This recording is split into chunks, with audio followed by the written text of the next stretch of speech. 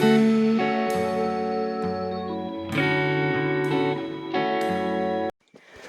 readers, welcome to my little library.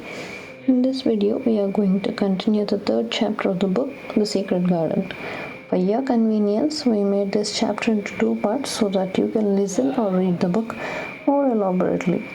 Please do like, share and subscribe our channel for more videos. Without any more lag, let's get into the video. Across the moor. She slept a long time, and when she awakened, Mrs. Medlock had brought a lunch basket at one of the stations, and they had some chicken and cold beef and bread and butter and some hot tea. The rain seemed to be streaming down more heavily than ever, and everybody in the station wore wet and glistering waterproofs. The guard lighted the lamps, and in the carriage, and Mrs. Medlock cheered up very much over her tea and chicken and beef. She ate a great deal, and afterwards fell asleep herself, and Mary sat and stared at her and watched her fine bonnet slip on one side until she herself fell asleep once more in the corner of the carriage, lulled by the splashing of the rain against the windows. It was quite dark when she awakened again.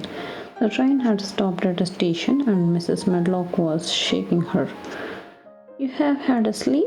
she said. "It's time to open your eyes. We are at Thwaite Station and we have got a long drive before us." Mary stood up and tried to keep her eyes open while Mrs. Medlock collected her parcels. The little girl did not offer to help her because in India native servants always picked up or carried things, and it seemed quite proper that other people should wait on one. The station was a small one, and nobody but themselves seemed to be getting out of the train. The station master spoke to Mrs. Medlock in a rough, good-natured way, pronouncing his words in a queer, broad fashion, which Mary found out afterwards was Yorkshire. "I see thou's got back," he said, "and thou's brought young un with thee." "Aye, that's her," answered Mrs. Medlock, speaking with an Yorkshire accent herself and jerking her head over her shoulder towards Mary. "How's thy misuse?" "Well enough. The carriage is waiting outside for thee." A brougham stood on the road before the little outside platform. Mary saw that it was a smart carriage, and it was a smart footman who helped her in.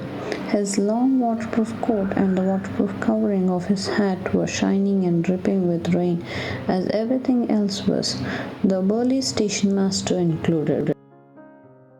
When he shut the door, mounted the box with the coachman, and they drove off, the little girl found herself seated in a comfortably cushioned corner, but she was not inclined to go to sleep again. She sat and looked out of the window, curious to see something of the road over which she was being driven to the queer place Mrs. Medlock had spoken of.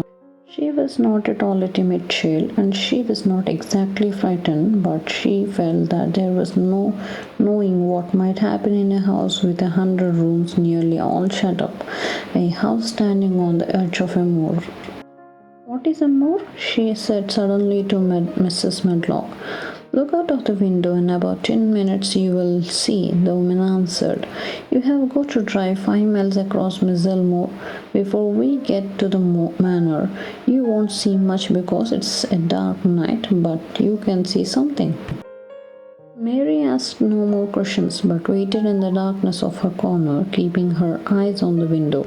The carriage lamps cast rays of light a little distance ahead of them, and she caught glimpses of the things they passed.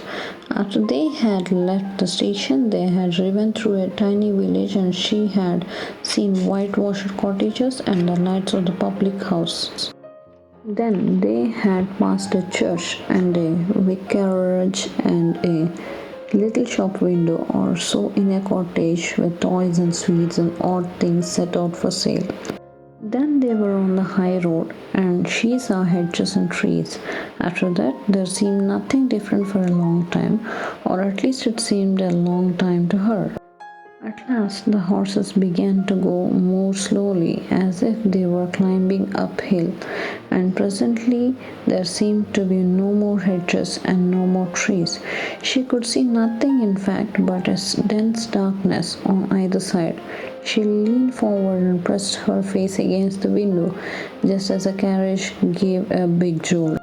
Yeah, I think we are on the moon now, sure enough, said Mrs. Medlock. The carriage lamp shed a yellow light on the rough-looking road, which seemed to be cut through bushes and low-growing things which ended in the great expanse of dark, apparently spread out before and around them. A wind was rising and making a singular, wild, low, rushing sound. It's not the sea, is it? Said Mary, looking around her companion.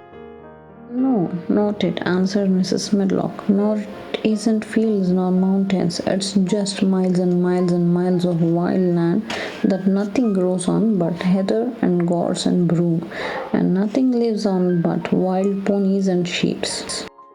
I feel as if it might be the sea if there were water on it, said Mary. It sounds like the sea just now. That's the wind blowing through the bushes, Mrs. Medlock said. It's a wild, dreary enough place to my mind, though there's plenty that likes it, particularly when the heather in the bloom.